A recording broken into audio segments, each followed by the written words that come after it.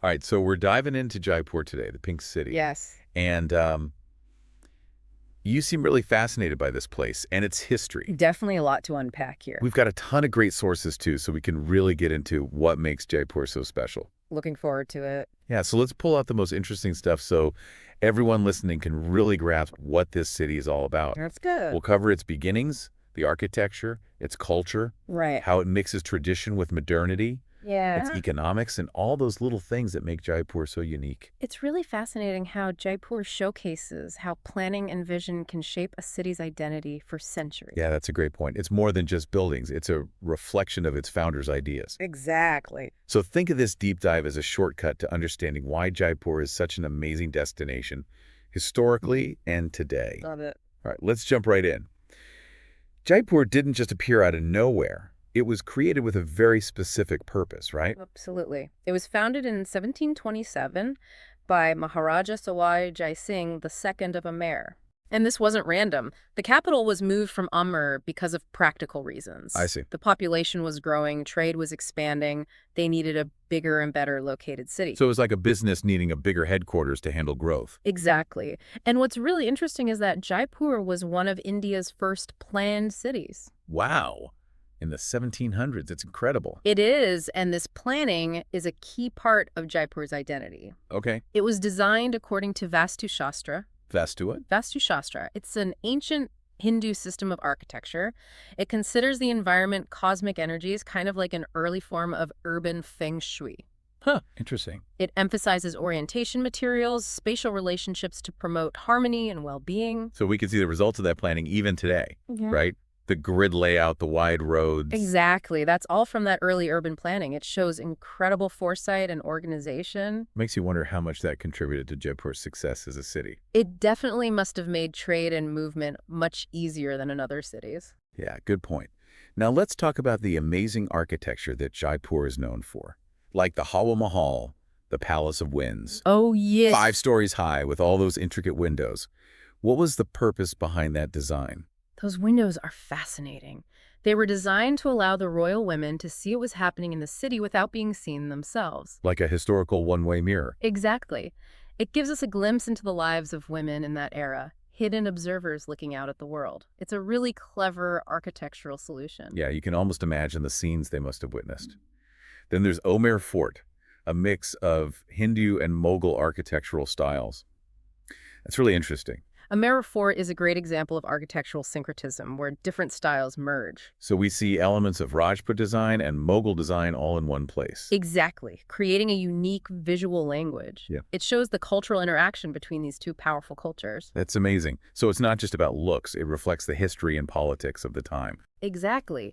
This blending suggests mutual respect and influence that went beyond just buildings. It shaped the whole social fabric. So the architecture tells a much deeper story. Yes. And then we have the city palace, still home to the current Maharaja. It's not just a monument, it's a living place. Absolutely.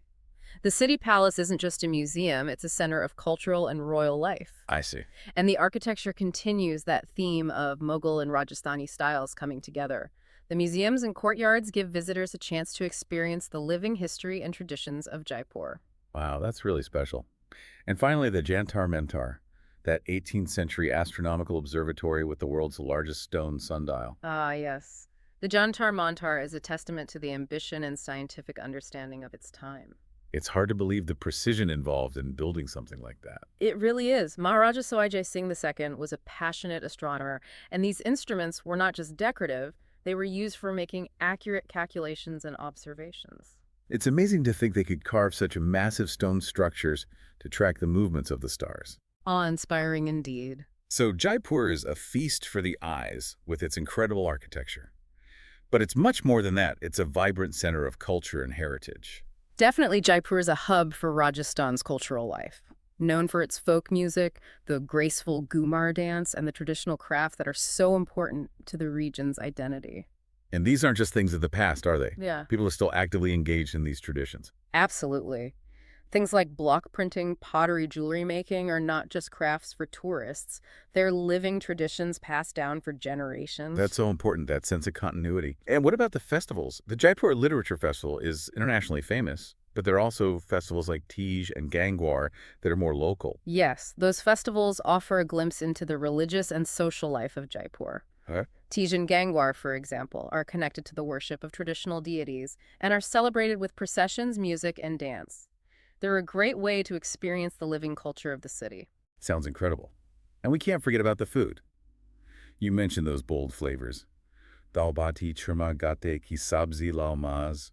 It all sounds so delicious. Jaipur's cuisine is definitely a highlight. It uses local ingredients, and every dish has its own history and significance. And the sweets like mawa kachori and gulab jamun are the perfect ending to a Rajasthani meal. A culinary journey, for sure. Hmm. So we've covered the history, the architecture, the vibrant culture. What about modern Jaipur?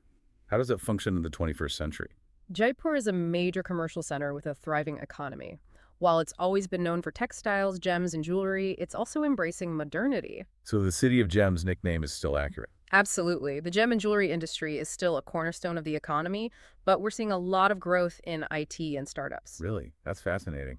It shows that Jaipur is not only holding on to its heritage, but looking towards the future and diversifying its economy.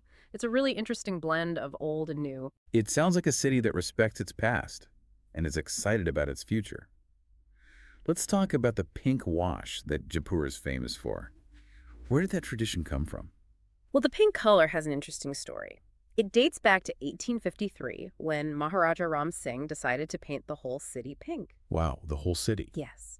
To welcome the visiting British Prince Albert pink was traditionally a color of hospitality. Makes sense. And while it was meant for that specific occasion, the tradition stuck. And now it's one of the most iconic features of Jaipur. What a cool story. You also mentioned the significance of Jaipur's forts and gardens. Yes, the royal landscaping in places like Sisodia Rani Bagh and Vidyadhar Bagh shows the refined taste of the rulers. I see. These places were designed not just for functionality, but for beauty and tranquility. They were places of retreat and relaxation. I can picture it now. They reflect a deep understanding of garden design and harmony with nature. So beauty and peace amidst a bustling city. For those of us who might be inspired to visit, what about the shopping experience? The markets of Jaipur are incredible. They're full of traditional Rajasthani crafts and goods. Johari Bazaar is the place to go for jewelry. Okay. Bapu Bazaar has textiles and handicrafts. And Tripolia Bazaar is known for its ironware and carpets. Wow, so many options. You can find everything from traditional clothing to blue pottery to jewelry. It's not just shopping, it's a cultural experience. Sounds like a shopper's paradise. With all this history and heritage, are there efforts to preserve it all? Yes, absolutely. There are ongoing conservation efforts to preserve Jaipur's heritage and promote sustainable tourism. Historic forts like Nahargarh Fort and Jaigarh Fort are being restored and protected. It's so important. It shows a real commitment to safeguarding Jaipur's past for future generations. So Jaipur, being part of India's Golden Triangle, really highlights its importance as a travel destination. Absolutely. Being part of that circuit alongside Delhi and Agra shows just how significant Jaipur is historically, culturally, and architecturally. And the Albert Hall Museum, the oldest museum in Jaipur, seems like a great place to learn more. It is. It's full of artifacts and even ancient musical instruments. It's like a window into the history of Jaipur and Rajasthan as a whole. So when we put it all together, this deep dive into Jaipur shows us a city that was incredibly well planned from the very beginning. Yes. Maharaja Sawai Singh II had a clear vision for his capital, and it's amazing how that vision has shaped the city we see today. And beyond the pink buildings and grand palaces, there's a rich culture that thrives through crafts, festivals, and food. It's also amazing to see how this historical city is embracing modernity and becoming a hub for new industries. That blend of old and new is what makes Jaipur so unique. It's a city that honors its past while shaping its future. It's constantly evolving. This mix of the old and the new, the planned and the organic, makes Jaipur truly one of a kind. Hopefully this deep dive has given you a better understanding of this amazing city. Hopefully it sparked a curiosity to learn even more. There's so much to discover in Jaipur. This raises a question for everyone listening. In our rapidly changing world, how can cities balance preserving their history with the demands of modern development? Right. Jaipur is a great example of this balancing act. And there's so much more to explore about the future of this remarkable pink city. Definitely lots to think about. Thanks for joining me today. It was a pleasure. Until next time, keep exploring.